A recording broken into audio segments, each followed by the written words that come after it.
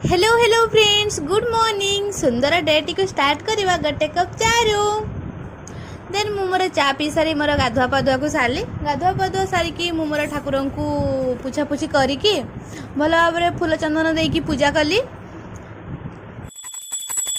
Friends आज आमर नुआ खाऊँ नुआ चाउल खीरी करिकी तो खीरी हबार टिके लेट अच्छी तो मु मोर बिस्कुट और लेज खाईदेली। तो से मत गोटे कल आसीगला मोर गोटे पार्सल आसबार थिला तो मु पार्सल टाक जाइए रिसीव कली। मु गोटे सुंदर कुर्ता सेट टी ऑर्डर करथिली।